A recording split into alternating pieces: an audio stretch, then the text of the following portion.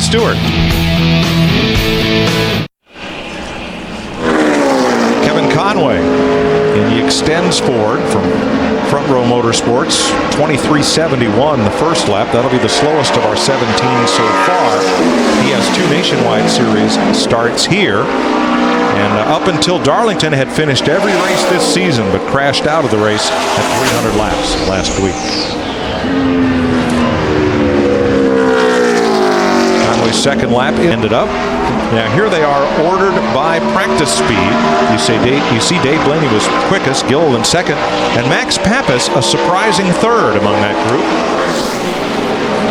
2 will go home.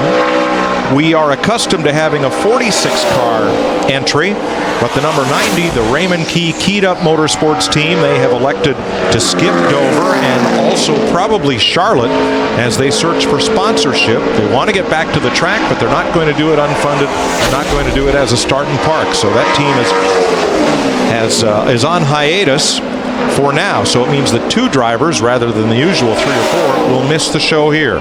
And the worst thing about these 10 guys is you see Gilliland just real loose off the corner. The worst thing about these guys is if they hear those words after lap 1, find me a little more. That's going to be a very tall order for these guys. Well, and that's the order for David Gilliland, because 23.51 is by no means safe in this group.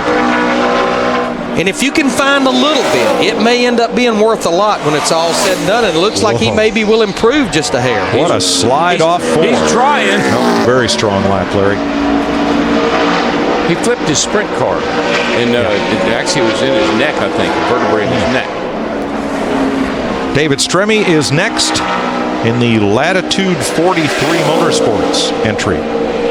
Frankie Stoddard is crew chief, and I understand they're carrying Air National Guard in this car, not as a sponsor, but as a tribute to those folks. Well, I think Air National Guard gets lost in the shuffle with the National Guard. It's somewhat of a different division, and those guys have decided, to give these guys a little bit of notoriety, a little bit of recognition for what they do. Well, hats off to team owner Bill Jenkins for doing that.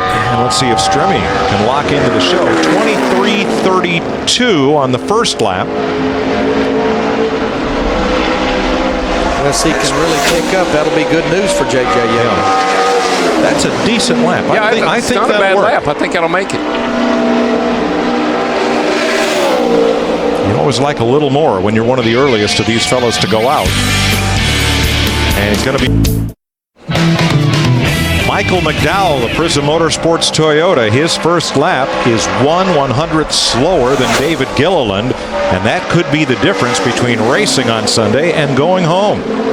Yeah, it doesn't look like it's got his hands full. I know that. If he can pick up, it's going to be a miracle. Now, the little green line right there represents David Stremme, and he will not beat David Stremme, so that will locks Stremme in.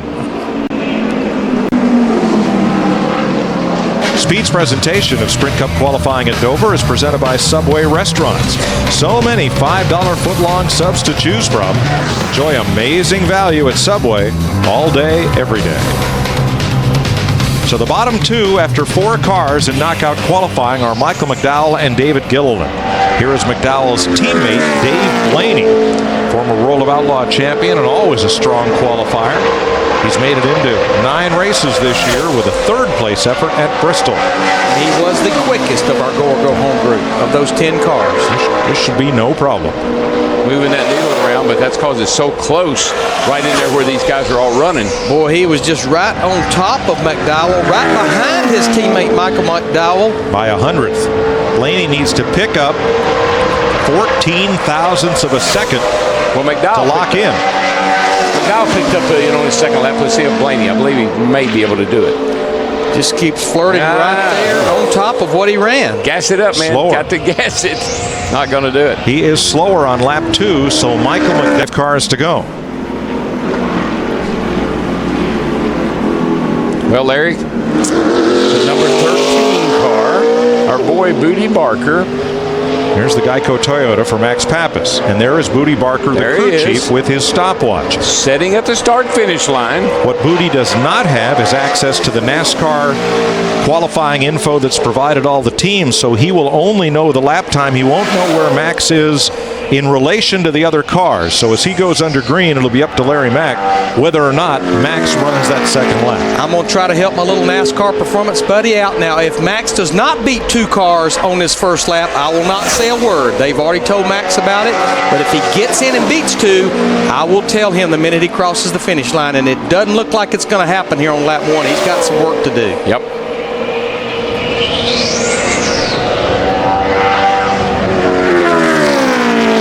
He will not. In fact, he's the slowest of the go-or-go-home cars. Better looking 1 and 2. Woo, lost it a little bit right there, but he got through 1 and 2. Exit there, he got a little loose. And this doesn't look good because the car's wobbling with him, getting into 3. He needs 0.2 of a second to lock in. He was very strong in practice, but just looked like he bounced off the wall right there. And Papis is a fraction slower on lap 2. So that's going to be very borderline at 23.61. Yeah, I think so, Larry. Mike Bliss comes out in the 09 Chevrolet. The former Truck Series champion has 6 Cup starts here, a best of 20th.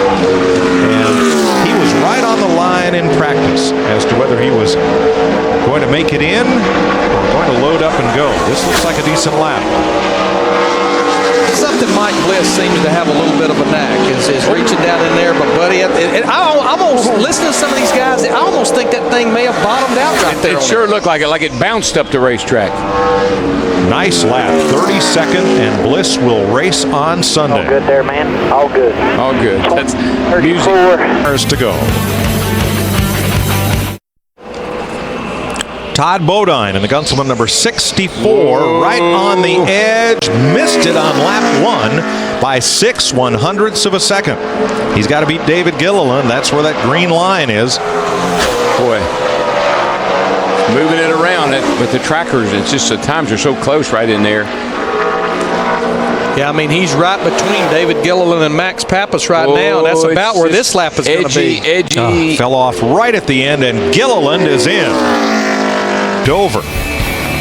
Tune in for coverage beginning at 8 p.m. Eastern, only on Speed. You know, all these guys that go, if you don't make the race, you still get points. You can get 44th place points. Owner points, which is important. Exactly. Right. That's as long as you try to qualify and you don't make the race, you're still going to get some points that will help you down the road somewhere. Well, what's really important about that is if somewhere we have qualifying rained out, that's where those owner points and where you're at, even if you're outside the top 35, is so important. Joe Nemechek. Back in the day, Joe started on the second row here and had a bunch of top 10 starts here at Dover. This will be his 32nd race if he can get in. Nice lap for Joe. He will race on Sunday with his unsponsored Toyota. Nemechek is in the field, and that lap will send Max Papis home. So now we'll be down to Todd Bodine versus Johnny Sauter. 2 guys from the NASCAR Camping World Truck Series. Todd run a 57, 23.57. That's what Sauter's got to beat.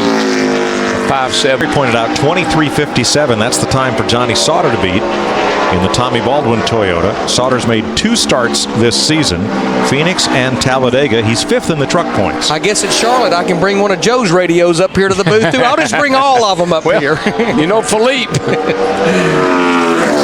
In the truck race that you'll see tonight on Speed, Sauter will start 3rd behind Kyle Busch and Elliott Sadler. Oh, he's flirting with it.